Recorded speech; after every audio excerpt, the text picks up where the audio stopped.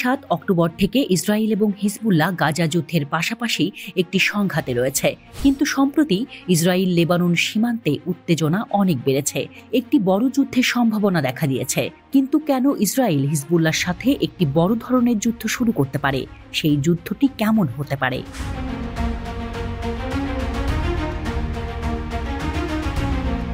1980-এর দশকের গোড়ার দিকে লেবাননের গৃহযুদ্ধের সময় হিজবুল্লাহর যাত্রা শুরু হয়। ইরানের সহায়তায় এই সশস্ত্র গোষ্ঠী গড়ে ওঠে। তেহরানের উদ্দেশ্য ছিল ইসরায়েলের বিরুদ্ধে হিজবুল্লাহকে একটি শক্তি হিসেবে দাঁড় করানো।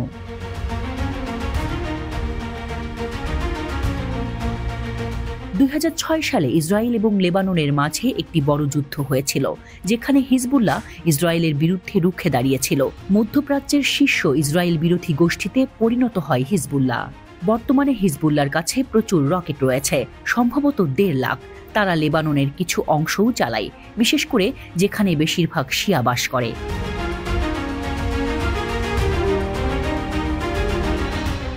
7 অক্টোবর হামাস ইসরায়েল আক্রমণ করার পর হিজবুল্লাহ হামাসকে সমর্থন করে ইসরায়েলে রকেট হামলা করে।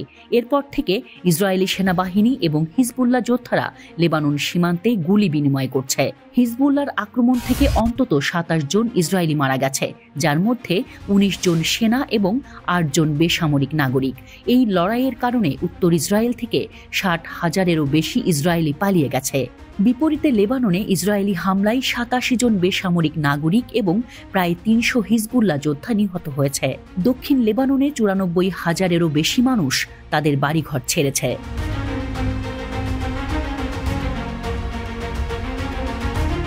হিজবুল্লাহ শুধু ইসরায়েলের কাছেই হামলা করছে না, তারা গোলান মালভূমি, একর এবং টাইবেরিয়াসের মতো জায়গায় আঘাত করেছিল। ইসরায়েল লেবাননের গভীরে আঘাত হানে, এমনকি বৈরুতের একটি অংশেও। তবে সম্প্রতি অবস্থা আরও খারাপ হয়েছে। ইসরায়েল হিজবুল্লাহর একজন শীর্ষ কমান্ডারকে হত্যা করেছে। জবাবে হিজবুল্লাহ 24 ঘন্টায় ইসরায়েলে 250টি রকেট নিক্ষেপ করেছে, যা 7 অক্টোবরের পর তাদের সবচেয়ে বড় আক্রমণ।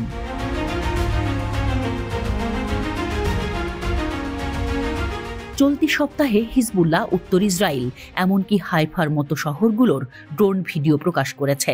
ইসরায়েলের পররাষ্ট্রমন্ত্রী হিজবুল্লাহর উপর একটি বড় হামলার ইঙ্গিত দিয়ে বলেছেন, তারা হিজবুল্লাহকে ধ্বংস করবে এবং লেবাননের অনেক ক্ষতি করবে।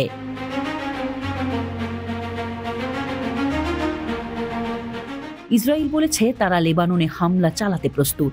হিজবুল্লাহ ঘোষণা করেছে, ইসরায়েল যদি লেবাননে আক্রমণের ক্ষেত্রে সাইপ্রাসের বন্দর ব্যবহার করে, তবে লেবাননের প্রতিরোধ যোদ্ধারা সাইপ্রাসে আঘাত হানবে। এটি ইইউকে যুদ্ধে নিয়ে আসতে পারে।